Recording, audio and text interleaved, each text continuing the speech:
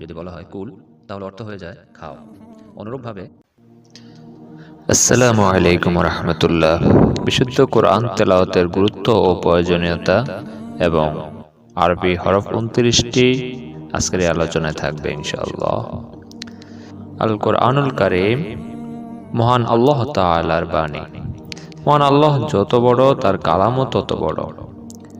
রাসূলুল্লাহ সাল্লাল্লাহু আলাইহি ওয়াসাল্লাম ইরশাদ করেন, আল্লাহর কালামের ফজিলত ও মহাত্তা সেরূপ যেমন সকল সৃষ্টির উপর আল্লাহর ফজিলত ও মহাত্তা।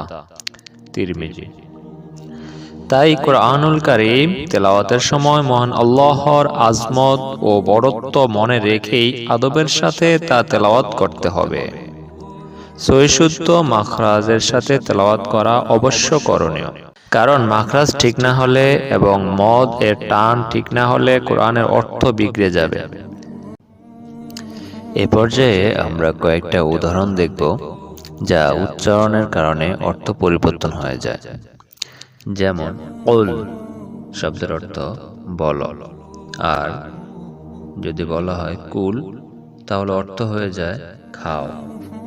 অনুরূপভাবে লাম এর সাথে আলিফ সংযোগে অর্থ হবে না, আর আলিফ বিহীন লামের অর্থ হবে অবশ্যই।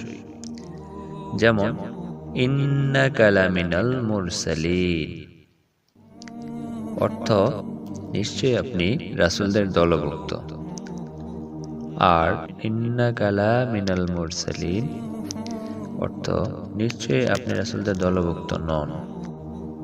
অনুরূপভাবে লা আ'বুদু মা তা'বুদুন, লাম আলিফ সংযোগে অর্থ হলো হে কাফিররা, তোমরা যার ইবাদত করো আমি তার ইবাদত করি না। আর লা আ'বুদু মা তা'বুদুন, এখানে লাম আলিফ বিহীন, অর্থ হবে তোমরা যার ইবাদত করো আমি অবশ্যই তার ইবাদত করি। এজন্যই রাসূল সাল্লাল্লাহু আলাইহি ওয়াসাল্লাম মাখরাজ বিহীনভাবে অশুদ্ধ তেলাওয়াত করার ব্যাপারে সতর্ক বা হুঁশিয়ারি করে বলেছেন, রুব্বা ক্বারিই ইয়াকরাউল কুরআনা ওয়াল কুরআনু ইয়ালআনু, অনেক কোরআন পাঠকারী আছে যে কোরআন পাঠ করে অথচ কোরআন তাকে অভিশাপ দেয়। সুতরাং আমাদের উচিত প্রতিটি শব্দের মাখরাজ ও অন্যান্য কায়দা ভালোমতো শিক্ষা করে বিশুদ্ধভাবে কোরআন তেলাওয়াত করা। এ পর্যায়ে আমরা আরবি 29টি বর্ণমালার উচ্চারণ শুনব। যেমন আলিফ, বা,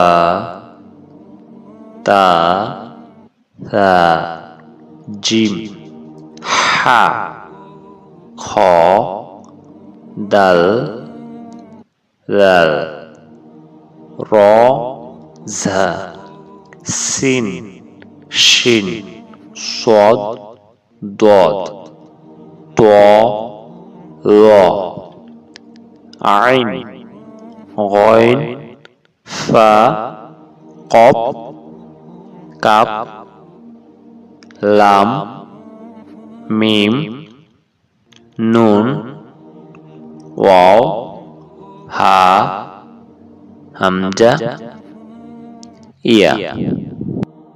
ধন্যবাদ জানিয়ে সকলকে আমার ভিডিও শেষ করব। তবে পরবর্তীতে এই 29টি হরফের মাখরাজ এবং সিফাত নিয়ে ভিডিও দেব।